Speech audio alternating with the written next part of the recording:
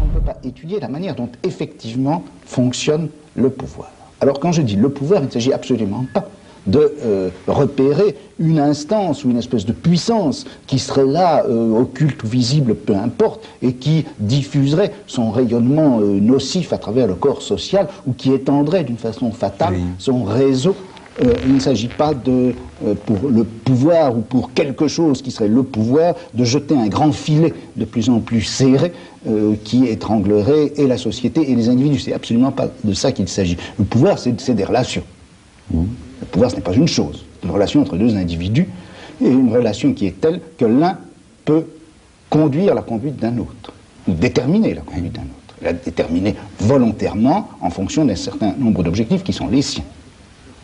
Autrement dit, quand on regarde ce qu'est le pouvoir, c'est l'exercice de quelque chose qu'on peut appeler le gouvernement, au sens très large. On peut gouverner une société, on peut gouverner un groupe, on peut gouverner une communauté, on peut gouverner une famille, on peut gouverner quelqu'un. Et quand je dis gouverner quelqu'un, c'est simplement au sens où l'on peut déterminer sa conduite en fonction de stratégies, en utilisant un certain nombre de tactiques. Donc, si vous voulez, c'est la gouvernementalité, au sens large, entendu donc comme ensemble des relations de pouvoir et techniques qui permettent à ces relations de pouvoir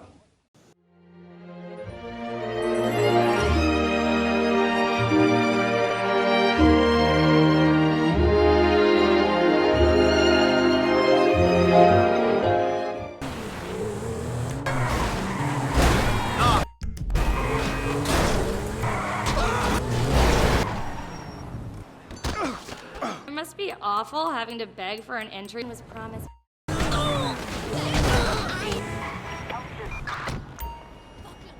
There's like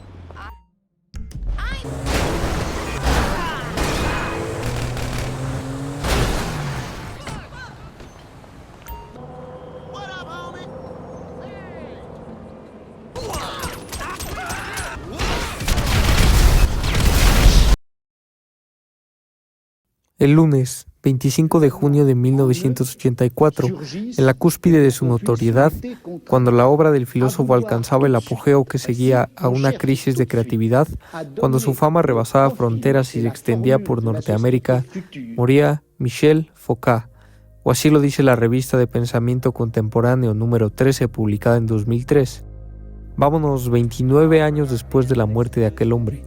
Grand Theft Auto V llegaba a las consolas de los jugadores, un mundo digital donde la libertad parecía absoluta, un videojuego donde puedes ser un criminal, un empresario o un psicópata desatado, un espacio virtual donde las reglas de la moral se desvanecen y la transgresión se convertía en un juego. Pero detrás del caos, detrás de cada delito cometido, acechaba una estructura invisible de poder. Si bien Foucault no conoció ningún GTA y no tuvo ninguna relación con los videojuegos, su filosofía parece tener una gran resonancia en la saga, porque para él el poder no solo era una cuestión de leyes o castigos visibles, sino una red de relaciones, una estructura que organiza, controla y moldea las conductas. El jugador quiere ser libre, pero esa libertad es una ilusión cuidadosamente controlada. En GTA V, tú como jugador asumes el rol de un personaje, bueno, 3 personajes distintos, Michael, Franklin y Trevor. Cada uno se encuentra inmerso en su entorno donde las relaciones sociales están marcadas por el control, la vigilancia, la violencia y un deseo de ascenso social constante, o cuál sería el motivo de completar cada misión. Lo crucial aquí no es simplemente que el poder esté representado en las figuras tradicionales que se encuentran dentro del juego, sino que el propio jugador experimente el ejercicio del poder al tomar decisiones que afectan la conducta de otros. Tú eliges lo que hará tu personaje, tú picas cada botón, son tus decisiones y aunque no afecte a nadie en la vida real, en el juego repites la lógica del poder tal como la concibe Foucault. Una acción sobre otras acciones, una forma de gobernar el campo de lo posible. Y aquí es donde un videojuego como es GTA V, que pretende imitar paródicamente nuestra realidad, se entrelaza con la filosofía Foucaultiana. Grand Theft Auto 5 no es simplemente un espacio de libertad simulada, sino una máquina de gubernamentalidad, diría Foucault, en el sentido más profundo que le dio a este término. O en palabras más simples, esta máquina de gubernamentalidad se traduce a una arquitectura de control en la que el jugador convencido de su soberanía es en realidad conducido, gestionado, normado desde adentro. El juego te ofrece la ilusión de dominio, de la autonomía, de la violencia sin consecuencias, pero ese poder que ejerce es siempre funcional al sistema que lo contiene. El jugador se cree amo del caos, cuando en realidad se convierte en su único y más eficaz reproductor. El mapa es extenso, sí, pero cada frontera ha sido trazada de antemano. Las decisiones que tomas pueden parecer múltiples, pero ninguna escapa del marco del diseño. No te puedes salir del guión, solo recorrer sus bifurcaciones. La violencia, aunque muy aparentemente libre, está orientada hacia objetivos estratégicamente neutros o espectaculares. Nunca hacía una transformación real del orden establecido. Se mata, pero no se desestabiliza el sistema. ¿A quién te importa cuando haces esto? Se roba, pero el capital sigue siendo el horizonte. Se huye, pero siempre dentro del mapa. En todo esto resuena con fuerza una de las ideas centrales del pensamiento Foucaultiano. El poder no reprime, sino que produce conductas, cuerpos, deseos, narrativas. GTA V no reprime al jugador, lo estimula, lo excita, lo pone en movimiento, pero siempre hacia fines compatibles con el propio sistema de reglas.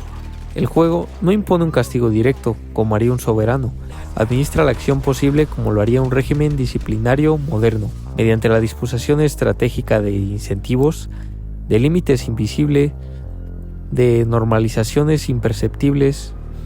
En este sentido, la libertad no es abolida, sino organizada, y ese, según Foucault, es el triunfo más sofisticado del poder moderno. Lograr que el sujeto crea que decide, cuando en realidad solo ejecuta un repertorio de opciones ya pensadas para él. Este mismo principio, la administración de la libertad, es el núcleo de la sociedad contemporánea. Como diría Foucault, ya no vivimos bajo un poder que grita órdenes, sino bajo uno que susurra elecciones.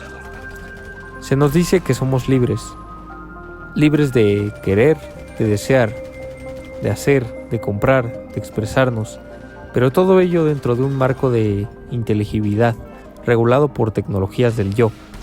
La pregunta entonces no es si somos libres, sino de qué tipo de libertad hablamos y al servicio de qué fines opera esta libertad. GTA V es en este sentido un espejo incómodo, ya que nos muestra el goce de una libertad sin consecuencias, la fantasía de un poder sin responsabilidad, la sensación de control en un espacio que ya ha sido minuciosamente controlado por otros. Y si eso no nos perturba, quizás sea porque ya hemos naturalizado nuestra propia domesticación. Otra paradoja curiosa, real o específicamente incómoda al hacer una lectura sobre ella es que en GTA V no existe como tal ir a prisión. Puedes asesinar, robar, sembrar el caos en la ciudad y sin embargo la mayor sanción es un reinicio. Una breve pérdida de dinero quizás, o quizás una persecución policial fugaz, pero no existe un encierro real ni un castigo duradero. Obviamente nadie quiere un videojuego en donde te la pases en prisión por tus actos, o bueno, quién sabe. Pero tal vez lo que está en juego no es la ausencia de la prisión, sino su inutilidad dentro de una lógica de control más avanzada. Como diría Foucault, la cárcel no es el origen del castigo, sino su forma visible más elemental, su superficie teatral. El verdadero control no necesita barrotes, no necesitas estar tras las rejas para estar gobernado. O como hemos escuchado a voz de la gran banda Pink Floyd, en un grito desesperado de estudiantes: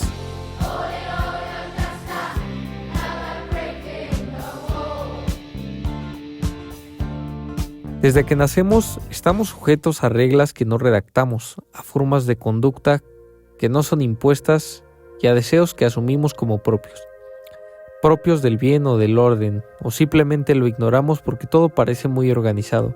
Ignoramos que hayan sido producidos cuidadosamente por el sistema que habitamos. En este sentido, la cárcel moderna ya no está en las instituciones de piedra, sino en la normalidad que hemos aprendido a no cuestionar. Como los personajes del juego, nosotros también jugamos dentro de un guión escrito por otros. Creemos que elegimos, pero solo movemos fichas en un tablero donde cada casilla ya ha sido previamente definida. Tal vez GTA V, sin proponérselo del todo, nos devuelve el espejo más brutal. La verdadera prisión es aquella en la que te sientes libre. Michel Foucault nos enseñó que el poder no se ejerce únicamente desde arriba, con fuerza y prohibiciones, sino desde adentro, a través del deseo, la norma, el hábito. En este sentido, la verdadera prisión no tiene muros, pero Foucault no escribió sobre todo eso para vivir con miedo y desesperanzados, sino al contrario, su análisis del poder busca abrir los ojos, no cerrarlos, y eso siempre lo dejaba muy claro. Foucault nos muestra que la libertad no es una esencia que se posee o se pierde, sino una práctica, un ejercicio constante de conciencia crítica. Así, incluso en un juego como GTA V, donde creemos dominar, podríamos preguntarnos, ¿qué pasaría si dejamos de jugar dentro del guión, lo que nos ofrece la historia del juego? ¿Qué ocurre si nos negamos a seguir las reglas del mapa? Si buscamos lo que no se espera de nosotros, si vemos el sistema no como un entorno natural, sino como un escenario que alguien construyó. Ni Foucault ni nadie te dice qué en realidad hacer, pero la lectura, aquel conocimiento, da las herramientas para mirar distinto.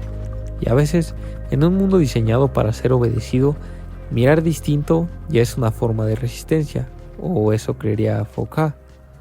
La celda, aquellos bloques, aquello que nos aprisiona, que no nos deja ver, se vuelve visible.